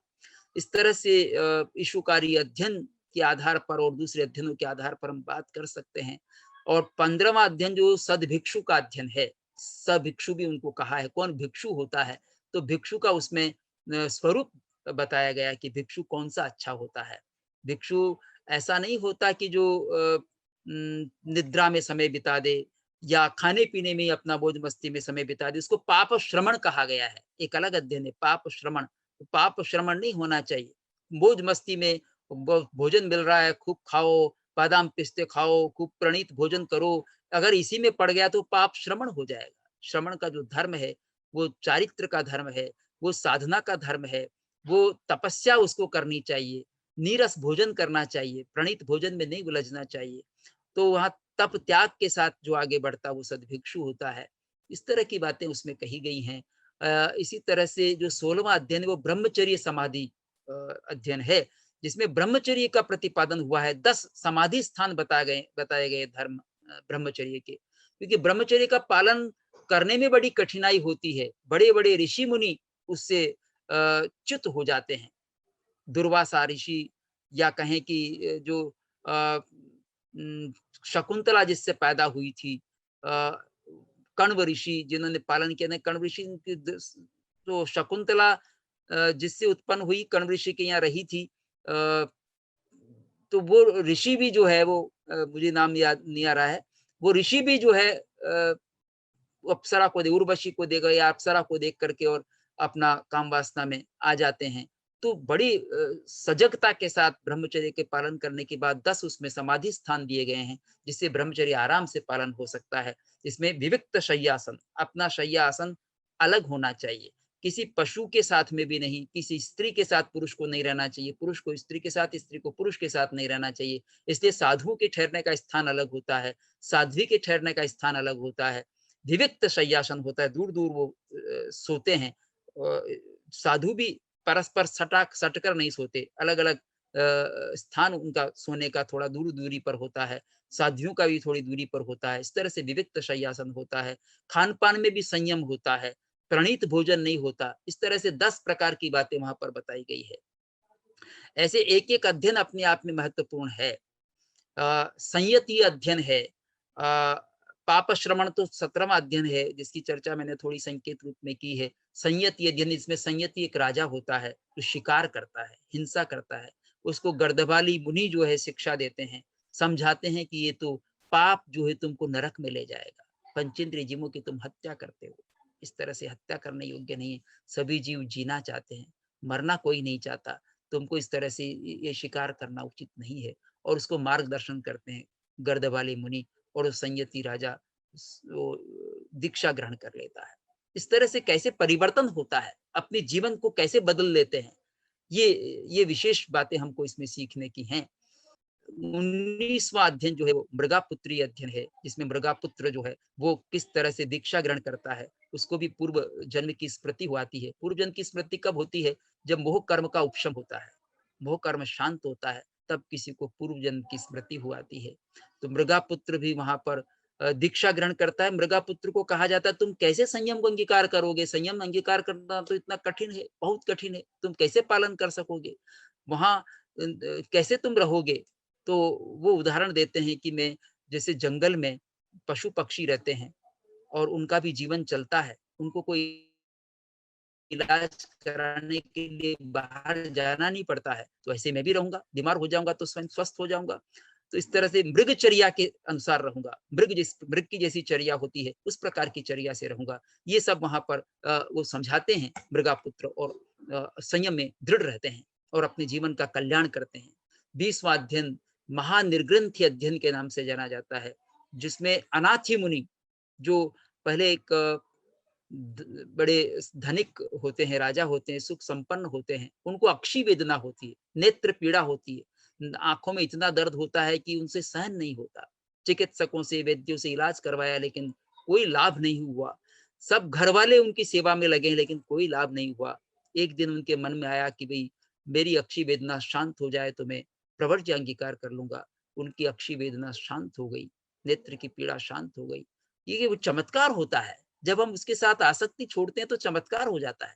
किसी चीज की जब हम ज्यादा वांछा करते हैं उसके बारे में सोचो मत, छोड़ दो, तो अपने आप पूरी होने लगती है। ये बड़ी विचित्र बात हमको वहां पर प्राप्त होती है। और अनाथी मुनि जो है वो दीक्षा अंगीकार कर लेते हैं। उनको वर्ण का ये युवक कौन बैठा है सन्यास लेकर के, तो वो कहते हैं कि भाई तुम यहाँ क्यों बैठे हो, तुम तो मेरे साथ चलो और सब तरह की सुविधाएं तुमको दूंगा। वो कह रहे हैं कि कोई नाथ नहीं है मेरा, मैं सब तरह की आपको सुविधाएं दे सकता हूँ, सब मकान रहने की सुविधा, सब प्रकार के भोगों की उपलब्धि में करा सकता हूँ। तो कहती है सब मेरे पास था, मैं ये सब छोड़ करके आया हूँ, ये सब मुझे त्राण देने वाले नहीं थे, इन्होंने मेरी रक्षा नहीं, मैं लायक जो जीव हैं उनका नाथ बन गया, उनको अभय देने वाला बन गया होता है। एक राजा के और एक मुनि के साथ में, और महत्ता मुनि की विशेष रूप से स्थापित की गई। ऐसे बहुत सारे इसमें जय घोष विजय घोष मुनि का भी इस प्रकार का ही प्रकरण है। केशी समन की परंपरा, चार यान की परंपरा थी, पार्श्वनाथ की परंपरा, प्रश्नोत्तर के पश्चात पंच महाव्रत धारण करते हैं केशी श्रमण, और उनके सारे जो साथ में साधु थे वो सब इस परंपरा को स्वीकार करते हैं। ये बड़ा महत्वपूर्ण विषय वहां पर हमको दिखाई पड़ता है। 24वां अध्ययन जो है वो समाचारी का अध्ययन है, जिसमें 24वां अध्ययन समिति गुप्ती का अध्ययन है, जिसकी मैंने चर्चा की थी, प्रवचन माता के रूप में 5 समिति थी गुप्ती की। 25वां अध्ययन है वो यज्ञ अध्ययन है, जिसमें यज्ञ का क्या स्वरूप होता है वह भी प्रतिपादन किया गया है। 12वें अध्ययन में किस प्रकार का केशिश उसमें यज्ञ का स्वरूप आया था, जिसमें हरिकेश फल की बात आई थी, वहां पर भी यज्ञ कैसा होना चाहिए। तो ज्योति जो है जोई चाणम, उसमें बड़े महत्वपूर्ण है विषय, किस तरह से हम इसका स्वरूप समझ सकते हैं। और ब्राह्मण के स्वरूप का भी प्रतिपादन इसमें हुआ कि ब्राह्मण कौन होता है। ब्राह्मण के लिए कहा गया है कि तस पाणी रियाणिता संगहेण यथावरे जो न हिंसई हिविहेणम तम वयम भूम माहणम। इसको हम ब्राह्मण कहते हैं जो त्रस्त प्राणियों को और स्थावर प्राणियों की हिंसा नहीं करता है, झूठ नहीं बोलता है, चोरी नहीं करता है और ब्रह्मचर्य का पालन करता है, तथा जो परिग्रह की धारण नहीं करता है। और उसके लिए कहा गया अनासक्त होने की दृष्टि से जहा पोमम जले जायम नोवलिपयी वारिणा एवं अधिकतम कामे ही तम वयम भूम माहणम। जो जिस प्रकार से जल में कमल होता है, जो जल से लिप्त नहीं होता, इसी तरह से जो कामनाओं से लिप्त नहीं होता है वह ब्राह्मण कहलाता है। ब्राह्मण का ये लक्षण एक प्रकार से श्रमण का लक्षण है। जो साधु का स्वरूप होता है वही ब्राह्मण का स्वरूप इसमें प्रतिपादित किया गया है। तो ये साथ में इसमें ब्राह्मण किसे कहेंगे और श्रमण कौन होता है, तो ब्राह्मण के लिए यह भी कहा कम्मुना ब्रह्मणो हुई कम्मुना हुई क्षत्रियो। कर्म से ही कोई क्षत्रिय होता है, कर्म से ही कोई वैश्य होता है और कर्म से ही कोई शूद्र होता है। जन्म से कोई ब्राह्मण नहीं होता, जन्म से कोई क्षत्रिय नहीं होता, जन्म से कोई वैश्य नहीं होता और जन्म से कोई शूद्र भी नहीं होता। ये उत्तराध्ययन सूत्र किस प्रकार की बात कर रहा है। उस समय जो जाति व्यवस्था उत्पन्न हुई उसका विरोध किया जा रहा है कि हम जन्म से किसी को इस तरह से ब्राह्मण आदि नहीं मानते। वो कैसा कर्म करता है। अगर कोई नीच कुल का व्यक्ति भी अध्यापन का काम प्रारंभ करता है तो वो कर सकता है, कोई भी कर सकता है। और आज इस प्रकार की व्यवस्थाएं बन भी गई हैं कि किसी भी कुल का कोई व्यक्ति किसी भी प्रकार का कार्य करे वो मान्य होता है। अगर ब्राह्मण कुल का व्यक्ति हिंसा का काम करने लगे, अगर जैन कुल में उत्पन्न व्यक्ति कत्ल खाने चलाने लगे या चमड़े का व्यापार करने लगे तो वो कैसे जैन कहलाएगा, कैसे वो उच्च कुल का कहलाएगा, क्योंकि वो तो हिंसा का कार्य कर रहा है। तो कर्म से वो ब्राह्मण क्षत्रिय वैश्य और शूद्र होता है। इस बात को वहां पर स्थापित किया गया, इस बात की सिद्धि की गई है। तो ये दूसरी इसी तरह की एक और है समया ये समणो होई, समता से कोई श्रमण होता है। ब्रह्मचर्येण ब्रह्मणो, और जो ब्रह्मचर्य का पालन करता है वो ब्राह्मण होता है। नानेण ये मुनि होई तवेण होई तावसो, ज्ञान से कोई मुनि होता है और तप से कोई तपस्वी होता है। तो ये अलग अलग आधार है, समता से श्रमण होता है। इस प्रकार की वाक्य हमको यज्ञ अध्ययन में प्राप्त होते हैं। 26वां अध्ययन समाचारी का अध्ययन है, जिसमें 10 प्रकार की समाचारी साधु को योग्य समाचारी है उसका इसमें प्रतिपादन हुआ है। उसकी चर्या का किस तरह से वो जहाँ धर्म स्थान है वहां से बाहर किस प्रकार से अवश्य कह करके जाएंगे, वापस आने पर कैसे निस्सही कहेंगे, इन शब्दों का प्रयोग है। प्रतिलेखना है, प्रतिक्रमण है, जो जो भी उनकी समाचारी के स्वरूप हैं। या प्रथम पोरसी में स्वाध्याय करना चाहिए, पढ़म पोरीसी सज्जायम दीये झाणम झायी तई। तो तीसरी में अगर निद्रा लेनी है तो निद्रा रात्रि में, नहीं तो दिन में है तो भोजन करेंगे तीसरी में। इस तरह से हर प्रहर का वहां पर किस प्रकार से उनका आचरण होना चाहिए, कैसी समाचारी होनी चाहिए, उसका प्रतिपादन हमको 26वें अध्ययन में प्राप्त होता है। 27वां अध्ययन खलुंकीय नाम से है, जिसमें खलुंक कहते हैं दुष्ट बैल को। तो ये अविनीत जैसे शिष्य होता है तो दुष्ट बैल का रूप देकर के अविनीत की चर्चा वहां पर की है। और जो आचार्य उपाध्याय उनका अभिनय करता है, उनके साथ दुर्व्यवहार करता है, उनका अपमान करता है, उनको सम्मान नहीं देता है, ऐसे दुष्ट बैल की तरह होता है, उसका ज्ञान वर्धन नहीं होता। 28वां अध्ययन जो है वो मोक्ष मार्ग का अध्ययन है। मोक्ष मार्ग का अध्ययन जिसमें मोक्ष मार्ग में तत्वार्थ सूत्र तो सम्यक दर्शन ज्ञान चारित्राणि मोक्ष मार्ग इस प्रकार का प्रतिपादन करता है, लेकिन यहाँ जो प्रतिपादन हुआ है वह प्रतिपादन 4 का हुआ है। नाणं च दंसणं चेव चरितं च तवोतः एस मग्गुत्ति पन्नत्तो जिणेहिं वरदंसिहिं। जो श्रेष्ठ देखने वाले जिनेंद्र हैं उन्होंने इन 4 को मोक्ष का मार्ग कहा है, ज्ञान को, दर्शन को, चारित्र को और तप को। जो इसका सही रूप समझता है, ज्ञान क्या है, दर्शन क्या है, दर्शन का स्वरूप भी इसमें बताया है कि सम्यक दर्शन क्या होता है। 9 तत्वों पर जो श्रद्धान करता है, तत्वार्थ श्रद्धानम सम्यक दर्शनम जो सूत्र में आया है, तत्वार्थ सूत्र में, वो उत्तराध्ययन का आधार रहा है। उत्तराध्ययन में तहियाणम तु भावाणम, वो जो 9 तत्व बताए हैं उन पर श्रद्धा करना सम्यक दर्शन है। ये तत्वार्थ, ये उत्तराध्ययन सूत्र कहता है। तत्वार्थ सूत्र ने इसी उत्तराध्ययन सूत्र से संभव है इस प्रकार का सूत्र बनाया हो, उसी से निकल कर ये आया हो। तो 9 तत्वों पर श्रद्धा करना, और 9 तत्वों पर श्रद्धा करने से क्या होता है? देखिए, कर्मों का आश्रव कैसे होता है वो समझ में आता है, कर्मों का संवर कैसे होता है ये समझ में आता है, निर्जरा कैसे कर सकते हैं ये समझ में आता है। एक तत्व में और द्रव्य में हम क्या भेद करेंगे? षड द्रव्यों की प्ररूपणा इसमें हुई है और तत्वों की भी प्ररूपणा हुई है। तो द्रव्य तो बाहर एग्जिस्टेंस करते हैं, बाहर रहते हैं, द्रव्य तो जगत में विद्यमान है। षड द्रव्यात्मक लोक होता है और तत्वों का हमको भीतर अनुभव होता है। जीवत्व का अनुभव है, अजीवत्व का अनुभव है, पुण्य का अनुभव है, पाप का अनुभव है, आश्रव का, संवर का, निर्जरा का, ये मोक्ष सब हमारे चेतना के साथ जुड़े हुए हैं।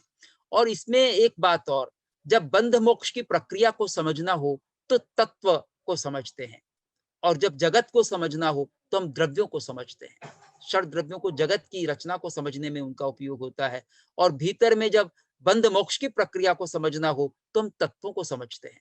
इस तरह से इन दोनों में अंतर करके चलते हैं। सम्यक दर्शन होने के बाद सम्यक ज्ञान, सम्यक दर्शन के होते ही सम्यक ज्ञान हो जाता है, ज्ञान सम्यक रूप में परिणत हो जाता है। और वो सम्यक ज्ञान 5 प्रकार का बताया है: मति ज्ञान, श्रुत ज्ञान, अवधि ज्ञान, मनः पर्याय ज्ञान और केवल ज्ञान। या मति ज्ञान के स्थान पर अभिनिबोधिक ज्ञान शब्द का प्रयोग किया गया है। चारित्र के 5 भेद किए गए हैं, जो सामायिक, छेदोपस्थापनीय, परिहार, विशुद्धि, सूक्ष्म संप्राय और यथाख्यात चारित्र के नाम से जाने जाते हैं। इनका वर्णन भी इस अध्ययन में हुआ है। तो 28वां अध्ययन बहुत ही महत्वपूर्ण अध्ययन है। 29वां अध्ययन देखिए, उत्तराध्ययन सूत्र में हमको पद्यों का, गाथाओं का प्रयोग भी खूब हुआ है, और गद्य का प्रयोग भी है, और साथ में प्रश्नोत्तर शैली भी है। प्रश्नोत्तर शैली का विशेष रूप से हमको प्रयोग मिलता है 29वें अध्ययन में, जिसमें 73 परीक्षाएं हुई हैं, 73 प्रश्नोत्तर हुए हैं। भगवान से प्रश्न किया गया है गौतम के द्वारा, और भगवान उसका उत्तर देते हैं। जो संवेग से प्रारंभ होता है, संवेग होता है मोक्ष की अभिलाषा, जिसमें मोक्ष की अभिलाषा है वो संवेग कहलाता है। तो संवेग से क्या होता है? धर्म पे श्रद्धा होती है, और धर्म पर श्रद्धा होती है तो कर्म निर्जरा, संवेग अधिक होता है, और संवेग अधिक होने पर कर्म की निर्जरा होती है। इस प्रकार से एक एक प्रश्न लेकर के वहां बात कही गई है। इसी तरह से एक प्रश्न आया है स्वाध्याय पर, सज्जायण किम जनयी। तो स्वाध्याय नानावर्णिजम कम्मम खवई, स्वाध्याय से ज्ञानावरण कर्म का क्षय होता है। ज्ञानावरण कर्म को क्षय करने के लिए स्वाध्याय को करना होगा, और स्वाध्याय भी 5 प्रकार का वहां पर बतलाया है: वाचना, पृच्छना, परिवर्तना, अनुप्रेक्षा और धर्म कथा। इन 5 के भी लाभ वहां पर बताए हैं। वाचना से क्या होता है, पृच्छना से क्या होता है, परिवर्तना से क्या होता है, अनुप्रेक्षा से क्या होता है, धर्म कथा से क्या होता है। और इनमें फिर विशेष रूप से ये बात बताई गई है कि इनके जो 8 प्रकार के कर्म हैं वो अगर सघन बंधे हुए हैं तो वो शिथिल हो जाते हैं। 8 प्रकार के कर्मों की शिथिलता उसमें आती है। तो 8 प्रकार के कर्म का बंधन शिथिल होता है स्वाध्याय से। ये बात वहां पर अनुप्रेक्षा आदि में भी कही गई है। तो अनुप्रेक्षा करने से क्या लाभ होता है, ऐसे ही धर्म श्रद्धा से क्या लाभ होता है। तो साता के जो सुख हैं उनसे विरक्ति होती है, जो हमको भोगों का सुख है उससे विरक्ति का अनुभव होता है धर्म श्रद्धा से। इसलिए धर्म पर श्रद्धा करनी चाहिए ताकि साता के सुख से विरक्ति हो जाए, क्योंकि साता का सुख ही व्यक्ति को बांधता है, अनुकूलता का सुख ही व्यक्ति को रोके रखता है संसार में। और ये सुख है, वो सुख है। जैसे एक उदाहरण आता है ना, कुएं में सर्प, 4 सर्प हैं, अजगर हैं, और ऊपर से शहद की एक बूंद टपक रही, वो शहद की बूंद की वजह से आदमी वहां टिका हुआ है कि इसमें बड़ा आनंद आ रहा है, अरे नीचे गिरेगा तो भी तेरे को खाने वाले बैठे हैं, ऊपर तू जा नहीं सकता। तो वो स्थिति बन जाती है संसार में रह करके। तो संसार में रह करके भी विरक्ति भाव से रहे तो संसार में रहना उचित है। संसार अच्छा है, उसके लिए संसार में कोई दुख नहीं है, अगर जो अनासक्त भाव से रहता है तो। पर आसक्त होकर के रहता है तो दुख पैदा कर लेता है, ये बात वहां पर समझाई जाती है। तो सम्यक्त पराक्रम अध्ययन ही अकेला एक लेक्चर का विषय बनता है। वैसे तो उस पर चर्चा की जाए तो उस पर काफी सारी बातें हो सकती है। एक एक जैसे बंधन है, बंधन करने से क्या होता है, तो उच्च गोत्र का बंधन होता है, नीच गोत्र का क्षय होता है। नीच गोत्र नहीं का बंधन नहीं होता, उसका क्षय हो जाता है, और उच्च गोत्र का बंधन होता है। चतुर्विंशति स्तव से क्या होता है, 24 तीर्थंकरों के भजन से क्या होता है कि इससे भाव विशुद्धि होती है, और उससे भाव विशुद्धि से क्या होता है, ज्ञान दर्शन चारित्र की विशुद्धि होती है। तो देखिए तीर्थंकरों की स्तुति करने से क्या लाभ होता है, चतुर्विंशति स्तव वही है। तो इस तरह से एक एक बात को क्षमा करने से क्या होता है, क्षमा मणया किम जने, क्षमा से क्या होता है, तो प्रहलाद भाव उत्पन्न होता है, आत्यंतिक भीतर से खुशी होती है, आनंद आता है, भीतर से प्रसन्नता होती है।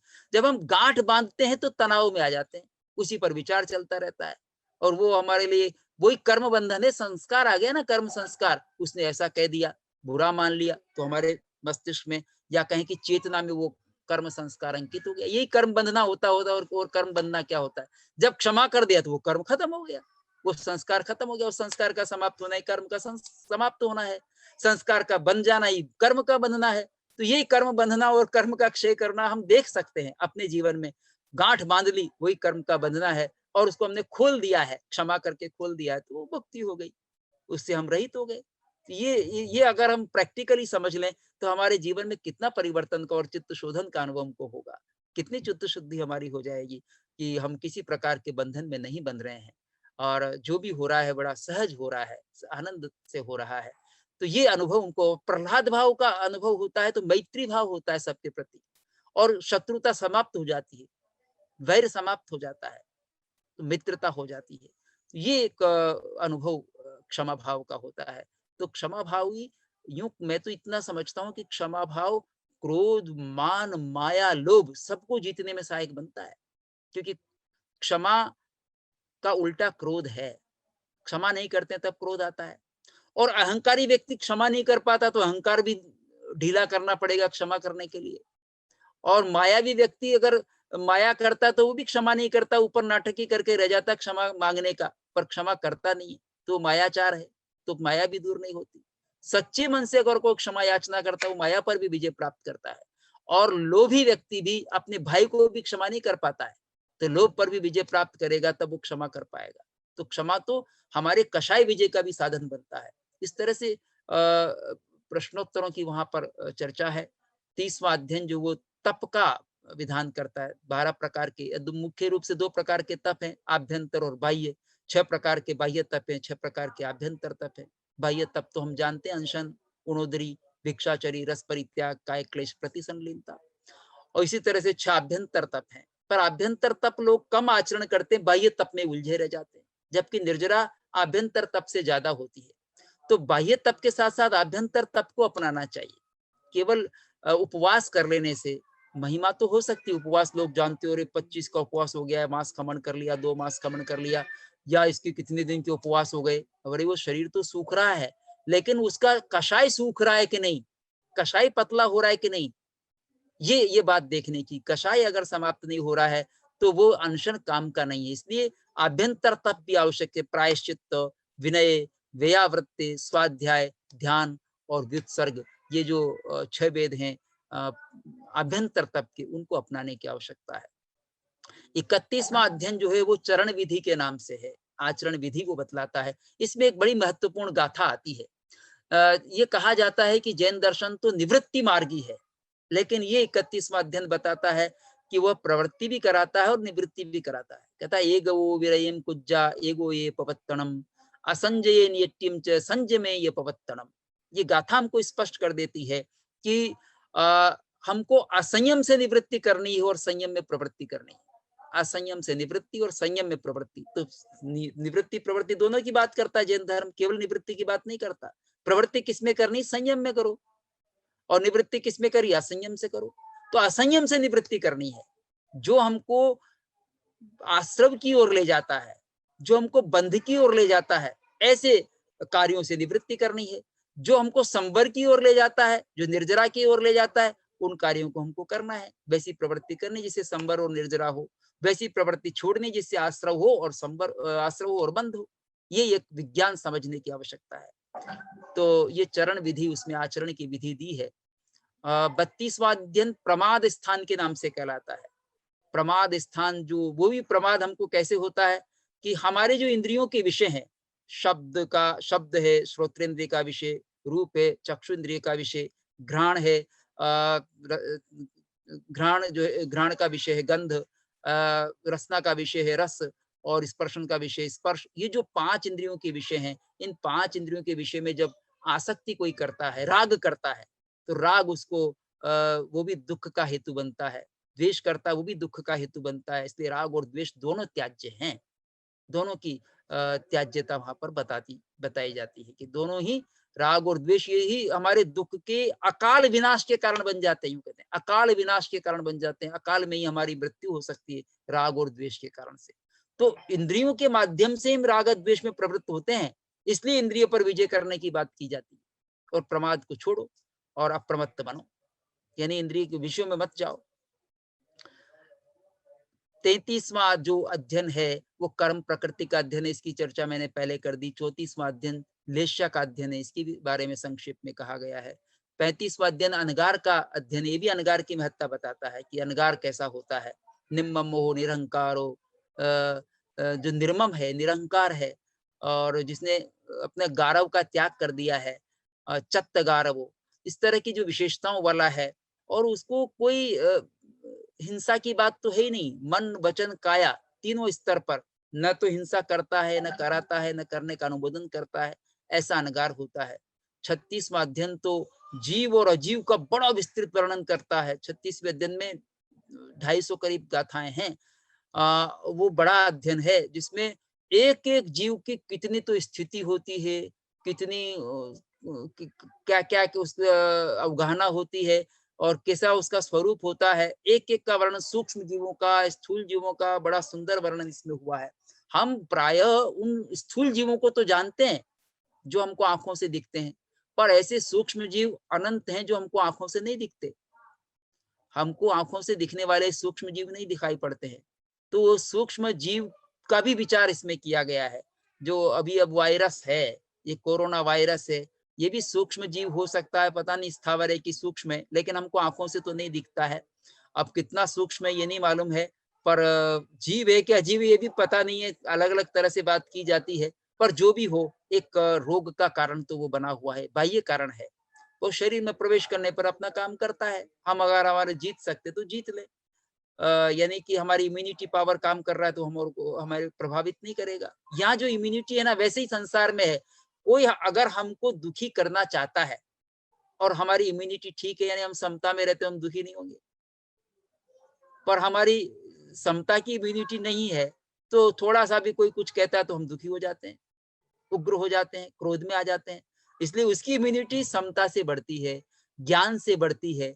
वो ज्ञान से हमारी दूसरों से अप्रभावित रहने की इम्यूनिटी बढ़ाने की आवश्यकता है। ये उत्तराध्ययन सूत्र इसकी भी हमको प्रेरणा करता है कि हम कैसे बढ़ा सकते हैं। जे के शरीर सत्ता, जो कोई शरीर में आसक्त रहता है और जो रूप आदि में आसक्त रहता है, वो दुख को पैदा करता है। शरीर में जो आसक्त है, रूप आदि में आसक्त है, वो दुख को उत्पन्न करता है। जो इसको विजय प्राप्त कर लेता है वो दुख रहित हो सकता है। इस तरह से उत्तराध्ययन सूत्र में बहुत सारी बातें कही गई हैं, संक्षेप में चर्चा हुई है। और उत्तराध्ययन सूत्र पर भी निरुक्ति लिखी गई है, चूर्णी लिखी गई है जिनदास गणी के द्वारा, टीकाएं लिखी गई हैं बहुत सारी, शांति सूरी की है, कमल प्रभ की है, नेमी चंद्र की है, कई सारी टीकाएं इस पर हुई हैं। और इसके पद्यानुवाद भी हुए हैं हिंदी में भी, और कई सारे आचार्यों ने इसकी व्याख्याएं की है। आज इसको बहुत पढ़ा जाता है, बहुत प्रसिद्ध है उत्तराध्ययन सूत्र। यद्यपि आकार में बड़ा है पर ज्ञान देने वाला है। अगर संक्षेप में अगर हम जैन धर्म को समझना चाहते हैं, ठीक से समझना चाहते हैं और वैराग्य परक गाथाओं से वास्ता करना चाहते हैं, तो यह उत्तराध्ययन सूत्र बड़ा इंपॉर्टेंट सूत्र है। ये कर्म सिद्धांत को भी प्रस्तुत करता है। जैसा मैंने कहा आपको, अप्पा कत्ता विकत्ताय दुहाणय सुहाणय अप्पा मित्तम अमित्तम च दुपट्ठीय सुपट्ठीय। 20वां जो अध्ययन है महानिर्ग्रंथी अध्ययन, उसमें ये गाथा आई है। अप्पा कत्ता विकत्ताय, आत्मा ही करता है, आत्मा ही विकर्ता है, आत्मा ही अपने सुख दुख का करता है और आत्मा ही उससे रहित अपने को कर सकता है। दुहाणय सुहाणय अप्पा मित्तम अमित्तम च, आत्मा ही मित्र भी है और शत्रु भी है। जब वह सुपथ पर होता है तो अपना मित्र बन जाता है, सन्मार्ग पर चलता है तो अपना मित्र बन जाता है, और उन्मार्ग पर चलता है तो अपना शत्रु बन जाता है। किसी दूसरे शत्रु को तलाश करने की आवश्यकता नहीं है। इसलिए कहता है कि सबसे जीतने की आवश्यकता किसकी है? खुद को। अप्पा चेव दमे यब्बो अप्पा हु खलु दुद्दमो अप्पा दंतो सुही होई अस्सिम लोए परथय। अप्पा चेव दमयम, वो खुद को ही दमन करना है, खुद को ही समझाना है। दमन करने का अर्थ ये नहीं है कि हम इच्छाओं का दमन कर रहे हैं, अपना समझाना है, दांत बनाना है, अपने को समझा करके शमन करना है। आज ये मनोविज्ञान में कहा जाता है कि हमको इच्छाओं का दमन नहीं करना चाहिए, क्योंकि वो दमन की दमित इच्छाएं कभी वापस और शक्ति के साथ प्रकट हो जाती हैं। लेकिन जैन दर्शन उस प्रकार से दमन की बात नहीं कर रहा, समझा करके उनका शमन करना यहाँ दमन है। अप्पा चेव दमय, समझा करके अपने को समझाओ और अपने को शांत रखो। अप्पा चेव दमे यब्बो अप्पा हु खलु दुद्दमो, आत्मा स्वयं अपने को वही दुर्दम है, दुर्दम में है, उसको ही हम दमन नहीं कर पाते हैं। बाकी हम सबको दबाने की कोशिश करते हैं, सबको सबके प्रति पर अनुशासन चलाते हैं, उन पर उनको समझाने की कोशिश करते हैं, पर खुद को समझाना कठिन है, खुद को नहीं समझा पाते। अप्पा हु खलु दुद्दम अप्पा दंतो सुही हुई, जिस सब अपने को दांत कर लेगा, अपने को शमन कर लेगा, अपने को समझा लेगा, अपनी इंद्रियों को काबू में कर लेगा, मन को काबू में कर लेगा, तो वो सुखी हो जाएगा। ये सुख का मार्ग है। तो ये सुख का मार्ग कई प्रकार से समझाया गया है। इस तरह से भी समझाया गया है, ज्ञान दर्शन चारित्र के माध्यम से, तप के माध्यम से भी समझाया गया है, छंदम निरोहण उभय मोक्षम इस माध्यम से भी समझाया गया है। कामनाओं पर बड़ा आघात करते हैं जैन दार्शनिक। ये कामनाओं को सोच विचार कर पैदा करो, क्योंकि ये दुख की कारण है। कामनाएं जो है वो दुख की कारण बनती हैं, और शरीर आदि में आसक्ति दुख के कारण बनते हैं। और ये जो अनंत इच्छाएं हमारी होती है वस्तुओं को इकट्ठा करने की, वो हमारे दुख के कारण होती हैं। उन दुख के कारणों को अगर हम विजय प्राप्त करते हैं तो हम सुखी हो सकते हैं, शांत हो सकते हैं, सन्मार्ग पर जा सकते हैं, अपना आत्म कल्याण कर सकते हैं, दूसरों का भी कल्याण कर सकते हैं, स्वयं का भी कल्याण कर सकते हैं, दूसरों का कल्याण कर सकते हैं। ये जो केशी श्रमण की और गौतम गणधर के जो प्रश्नोत्तर हुए, उसमें बहुत बढ़िया बात कही है कि धर्म ही सरोवर है, शांति तीर्थ है। इस तरह की बढ़िया बढ़िया बातें वहां पर हुई हैं। तो हम अगर स्वाध्याय करेंगे तो बहुत ही उसमें आनंद आएगा। आज हम बड़े व्यवधान के साथ में चले, मुझे इसका खेद रहा मन में, और वो एक धारा मेरे मैं नहीं बना पाया कि जो बात कहनी है वो बीच बीच में बाधित होती रही। पर जो कुछ भी आप तक कन्वे कर पाया हूँ, जो संप्रेषित कर पाया हूँ, उसको आप ग्रहण करें, और कभी अवसर होगा तो फिर इस पर और पुनः चर्चा करेंगे। धन्यवाद। बहुत बहुत शुक्रिया धर्मचंद जी। व्यवधान हुआ किंतु बात कहीं भी नहीं टूटी है, और बहुत ही अच्छी तरह बात आपकी पहुंच पाई है यहाँ तक। विनय से जो आपने बात की, वहां से शुरू होकर जीव तक की पूरी बात सबके पास पहुंची है। बहुत ही अच्छा व्याख्यान रहा है, और हम चाहेंगे कि हम आगे भी जाकर ऐसे ही जुड़े रहे और आपसे और बहुत सारी बातें हम लोग सीखते रहे। 2 दिन से डॉक्टर धर्मचंद जी जैन हमारे साथ रहे हैं। कल उन्होंने आश्रांग सूत्र की बात की, और आज उन्होंने उत्तराधायन सूत्र की बात की, और बहुत ही विस्तार से, क्योंकि 36 अध्ययनों की बात करना, और उसमें से भी कुछ महत्वपूर्ण अध्ययन उन्होंने साथ में, क्योंकि उसमें कई सारे उदाहरण भी है, वो उदाहरणों को भी उन्होंने कवर करते करते काफी सारी लंबी बात की। विनय की बात की, मैंने जैसे कहा कि शुरू में विनय आता है, फिर परिशह की बात करते करते और काम मरणा की बात करते करते कापिलेय, विश्वामित्र को आप याद कर रहे थे शाकुंतल के संदर्भ में, एक हाँ, वो विश्वामित्र को आप याद कर रहे थे। तो हरिकेशीय संवाद की भी बात आती है, और महान निर्ग्रंथीय की भी बात सारी, और रथ नेमीय की बात पर हम लोग थोड़े अटक गए थे, और उसके बाद वापस आप तुरंत हमें समाचारी और खलु के मोक्ष मार्ग गति और सम्यक पराक्रम की बात भी आपने बड़े विस्तार से की। डॉक्टर धर्मचंद जी जैन, आपके ये 2 दिन के प्रभावशाली, बहुत ही महत्वपूर्ण और बहुत ही महत्वपूर्ण ग्रंथों का आपने हमें जो अध्ययन करवाया, उसके लिए मैं हमारे जेसेट के जैन साहित्य अकेडमी ट्रस्ट के सारे स्वाध्यायी की ओर से, सारे ट्रस्टियों की ओर से आपकी शुक्रगुजार हूँ और आपसे गुजारिश करेंगे कि आप हमारे साथ बने रहे। मित्रों, आज हम लोग क्वेश्चन आंसर नहीं लेंगे।